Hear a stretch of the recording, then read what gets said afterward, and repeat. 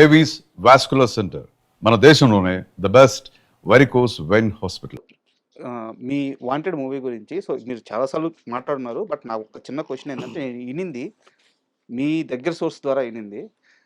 ఆ cinema first Gopichand గారు వేరే ఆప్షన్ ఉంది హీరోగా. హీరోగా మీకు. గోపిచంద్ గారు వచ్చి జాయిన్ అయ్యారు, అంతే కదా? అయితే వేరే ఆప్షన్ రవితేజ గారు ఫస్ట్ ఆప్షన్. ఆ టైంలో మీకున్న కమిట్మెంట్ కానీ, పరిపక్వత కానీ, పట్టు కానీ గోపిచంద్ గారికి నేను సరిగ్గా చెప్పుకోలేకపోయాను. రవితేజ గారు అయి ఉంటే నేను ఇంకాస్త మంచిగా చేసుకునేవాడినేమో అని మీరు బాధపడ్డ సందర్భాలు ఉన్నాయంట, నిజమేనా? ఒకసారి పడి ఉంటా, ఒకసారి పడి ఉంటా, ఫ్లాప్ అయిన రోజు పడి ఉంటా. అవునా? అంతగానే ఏం పడతాం, అంతగానే బాధపడితే ఉపయోగం ఉంది. రవితేజ్ గారికి చెప్పాను, బాగుంది అన్నాడు ఆయన. ఆ తర్వాత అదే టైంలో కోన వెంకట గారు డాన్ సీన్ కథ చెప్పాడు. ఆయన డాన్ సీన్ని ప్రిఫర్ చేశాడు. నన్ను ఆగమన్నాడు, వెయిట్ చేయి నేను చెప్తాను ఎదురు చూడమన్నాడు. ఆ టైంలో జగన్ గారు గోపీచంద్ గారిని ప్రిఫర్ చేశారు. పూరి జగన్నాథ్ గారి రెఫరెన్స్ వల్ల నేను గోపీచంద్ గారి దగ్గర గోపీచంద్ గారికి కథ చెప్పాను. ఆయన is a very polite man. రవితేజ్తో నాకున్నంత చనువు గోపీచంద్ గారితో లేదు. రవితేజ్ గారితో అన్నయ్య అలా కాదు, అన్నయ్య ఇలా ఇలా చెప్పుకునేవాడినేమో, ఆర్గ్యుమెంట్ చేసేవాళ్ళేమో, అక్కడ అంత కుదరలేదు. బట్ స్టిల్ నేను అప్పటికి ఇంకా అంత మెచ్యూర్డ్ పర్సన్ కాదు. Human being I'm not it all. ఇప్పుడు వాళ్ళ మీద తప్పు చేయడం, వీళ్ళ మీద తప్పు తోసేయటం అంత కాదు, కానీ అంత మెచ్యూర్డ్ కాదు ఆ టైంలో. నేను I was an young man. I did not have enough experience to direct a film. Management రాలా అంటే ప్రొడ్యూసర్ని నా విజన్ కరెక్ట్ అని కన్విన్స్ చేసే శక్తి ఉండాలి, హీరోని కన్విన్స్ చేసే శక్తి ఉండాలి, కెమెరామెన్ని, ఎడిటర్లని, యాక్టర్ని కన్విన్స్ చేసే శక్తి ఉండాలి. అరిస్తేనో, గీ పెడితేనో, ఏవో పగలు కొడితేనో, నేను ఇంతేనో ఆఫీస్ వదిలి వెళ్ళిపోతేనో, లేకపోతే సరే ఏదో మా చెప్పి చేసి బయటపడిపోదాం, ఏదో ఒకటి చేసి వెళ్ళిపోదాం, ఇవన్నీ కాదు కదా, కరెక్ట్ కదా కదా సార్. ఇవన్నీ జరిగినాయి జరగలేదు పక్కన పెడితే కన్విన్స్ చేసే శక్తి నాకు సరిపోలే sir. Now I will be better person to convince. ఇప్పుడు ఎక్స్పీరియన్స్ వేరు, ఇప్పుడు ఎక్స్పీరియన్స్. అదృష్ట మూవీ సార్. ఎందుకంటే తెలుగు సినిమాలు ఇప్పుడు దాకా వచ్చిన కామెడీ సినిమాల్లో, అంటే నవ్వించగల సినిమాల్లో, నేను చెప్పేది ఎంటైర్ హిస్టరీలో sir one of the best movie అదృష్ట. ఆ సినిమాకి పనిచేసిన రైటర్లు మీరు కానీ, హరీష్ శంకర్ గారు కానీ, కోనా వెంకట గారు కానీ, బాబీ గారు కూడా ఉన్నారని విన్నాను. బాబీ గారు కానీ, గోపిమోహన్ గారు ఉన్నారు. సో ఇంతమంది కలిసి, వినాయక్ గారు ఇంతమంది కలిసి చేసిన అద్భుతం అదృష్టం. సో నేను కొత్తగా ఏమీ సినిమా గురించి మాట్లాడట్లేదు, కానీ ఆ సెట్లో ఆ రైటింగ్ అప్పుడు, ఆ సిట్టింగ్ అప్పుడు ఎలా ఉండేది, ఏదైనా ఒక చిన్న ఎక్స్పీరియన్స్ షేర్ చేయండి అదృష్టం గురించి. నాకు కొన్ని అంటే I will tell you one thing. అంటే హ్యాపీ సినిమా అది, దాని గురించి మరి పెయిన్ఫుల్ చెప్పకూడదు. వినాయక్ గారు కథ విషయంలో రాక్షసుడు సార్, రాక్షసుడు, బ్రహ్మ రాక్షసుడు. ఆయన దగ్గర నేను ఒకటి నేర్చుకున్నా. హిట్ కదా, ఫ్లాప్ కదా అని ఏ రోజు అండాను. రైట్ కదా, తప్పు కదా అంటాడు సార్. ఆ దగ్గర నేర్చుకున్నా. కథ చెప్తుంటే తప్పు, ఇది కథ తప్పు కదా, ఇది కరెక్ట్ కాదంటాడు. ఆయన ఎన్నో లైన్లు విని విని ఏది నచ్చకపోతే ఓ రోజు పొద్దున్నే కోన వెంకట గారు వెళ్ళి ఈ కథ చెప్పాడు. ఓకే, అదర్స్ లైన్ ఒక half an hour. Okay lock అన్నాడు. ఏం లాక్ అయిందో ముహూర్తానికి, అది కోన వెంకట గారు 2-3 సార్లు వెళ్ళిపోయి విన్నీ అని పిలిచారు. విన్నీ నా వల్ల కాదు, నా వల్ల కావట్లేదు నేను ఒప్పించడం, నీకు అర్థం కాదు నేను చెప్పేది అంటే పర్లేదు కోనా పర్లేదు కోనా. వినయ్ గారిది ఏంటంటే, కోనా గారు అంటే ఇష్టం బాగా, పిచ్చ ప్రేమ. వినయ్ గారికి ఏంటంటే ప్రేమికుడు సార్. ఆయన యాక్షన్ సినిమాలు చేస్తాడు, ఆయన ప్రేమికుడు, ఆయన లవర్ బాయ్, అందరిని ప్రేమిస్తాడు. మాట్లాడుతుంటే వినయ్ గారితో మాట్లాడుతుంటే సార్ చాలా ప్రశాంతంగా ఉంటుంది, చాలా హ్యుమానిటీ ఉన్న వ్యక్తి. ఆయన పొలిటిక్స్లోకి రావాలి సార్. వినాయక్ గారు పాలిటిక్స్లోకి వస్తే పెద్ద లీడర్ అవుతాడు. ఆయన కంపాషనేట్ పర్సన్, కంపాషన్ ఉంది ఆయనలో. ఆయన కూర్చొని చాలా ఓపిక్గా జాదంలే. ఇంకా అదృష్టవశాత్తు ఆ టైంలో హరీష్ శంకర్ కోన గారి దగ్గరకు వచ్చి, అయితే హరీష్ కొంతకాలం అయిన తర్వాత మిరపకాయ వచ్చింది, తను వెళ్ళిపోయాడు. తర్వాత గోపిమోహన్ జాయిన్ అయ్యాడు. గోపిమోహన్ గారు, నేను జాయిన్ అయ్యాం. తర్వాత మధ్యలో మేమందరం ఇంకా కూర్చొని వర్క్ చేయటం. ఫస్ట్ హాఫ్ లాక్ అయిపోయింది, ఫస్ట్ హాఫ్ షూటింగ్ అయింది. సడన్గా అప్పుడు దురదృష్టవశాత్తు తారక్ గారికి యాక్సిడెంట్ అయింది సార్.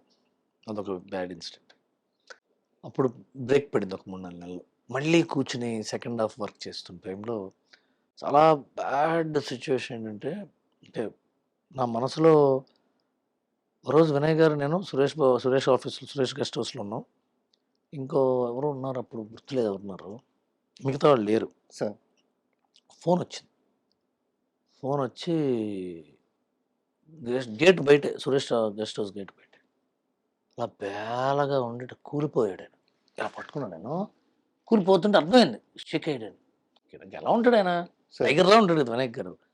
కారు ఎక్కి వెళ్తే ఒక చోటకి అటే పంజగుట్ట సైడు డాక్టర్ చెప్పాడు వాళ్ళ నాన్నగారికి క్యాన్సర్ ఉంది, లివర్ సార్. క్యాన్సర్. కొడుకు అంటే వినాయక్ సార్. కొడుకు ఎలా ఉండాలి అంటే వినాయక్. నేను సంపాదించబోయేది మొత్తం రాసిస్తా, నా తండ్రిని బతికించాలంటే ఏ వైద్యం ఉందో చెప్పండి ప్రపంచంలో. నాకు తెలిసిన పూజలు, మంత్రాలు, ఎవరెవరైనా పెద్ద పెద్ద ఉంటారు కదా పండితులు, యజ్ఞాలు, యాగాలు ఒక పక్క. ఇక్కడ ఆశిష్ కపూర్ అనే ఉంటాడు ఆయన, ఏరియాలో లక్డీ కపూర్ దగ్గర హాస్పిటల్, సార్. ఆయన హ్యాండిల్ చేశాడు. నేను జపాన్ పంపించానండి. ఆ రోజుల్లో జపాన్ వెళ్ళి లివర్ ట్రాన్స్ప్లాంటేషన్ చేయించాడు తండ్రికి, మార్పిచ్చాడు ఆయన. బతికించుకున్నాడు, ఇంకో సంవత్సరం బతికాడు ఆయన.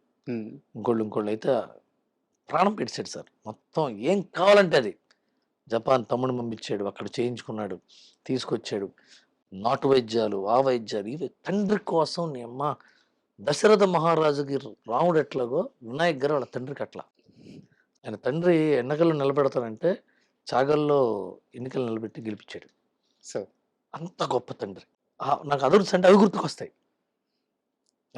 రామారావు గారికి పాపం యాక్సిడెంట్ అవ్వటం, వినాయక్ గారికి ఇది అవ్వటం. మేము వినాయక్ గారి దగ్గర మేము నేర్చుకున్నాం. ఎన్టీఆర్ ఒక విశ్వరూపం సార్ నటుడుగా. Is a marvellous man. NTR is a marvellous actor.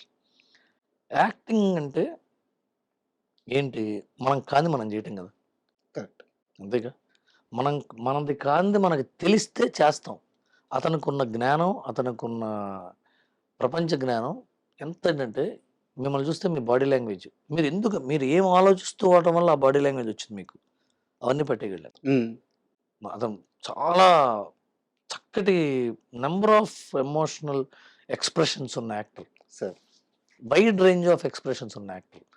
నేను చాలా నాళ్ళ క్రితం ఇంగ్లీష్ సినిమాలు చూసి, హిందీ సినిమాలు చూసి, ఎన్టీఆర్ లౌడ్గా ఉంటాడు పర్ఫార్మెన్స్ అనుకుంటే ఎంత పాలిష్ అయ్యాడంటేనండి.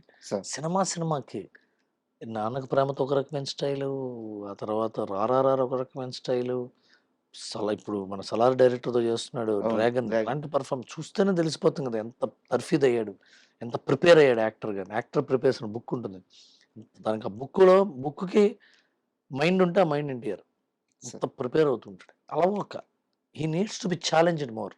ఎన్టీఆర్ నటుడుగా జనతా గ్యారేజ్ ఫైన్ ఎగ్జాంపుల్. ఏంటంటే ఎన్టీఆర్ గారిని ఛాలెంజ్ చేసే స్క్రిప్ట్లు రాయాలి సార్. అవి అప్పుడే అతని ఎంజాయ్మెంట్ మనం చూస్తాం. మీరు ఎలాగో మాట అన్నారు కాబట్టి అడుగుతున్నాను. నేను ఎన్టీఆర్ గారు అంటే విపరీతమైన ఇష్టం నాకు. కానీ ఇప్పటిదాకా సింహాద్రి తర్వాత వచ్చిన స్క్రిప్ట్లన్నీ ఆయన లేపిన సినిమాలు, ఆయన్ని లేపే కథ రావట్లేదు. నాకు జనతా గ్యారేజ్ నేను ఇంకో కోణం చూపించు. ఎందుకంటే అవతల మోహన్ లాల్ ఉన్నాడు సార్. ఓకే. మోహన్ లాల్తో చేయాలిగా. అవునవును. అప్పుడు మనం ఏంటంటే, మనం క్రికెట్ ఆడుతున్నప్పుడు టెండూల్కర్ బ్యాటింగ్ చేస్తుంటే షోయబ్ అఖ్తర్ వేసిన దానికి పక్కన వాడు వేసిన దానికి బాల్కి రెస్పెక్ట్ ఇస్తాం కదా. Correct correct. So Mohan Lal అలాంటి యాక్టర్ సార్. ఆయనతో చేయటం అలా మ్యాజిక్. అలాగే మళ్ళీ ట్రిపుల్ ఆర్ చూడండి, పోటాపోటీ అది ఉండాలి ఆయనకి.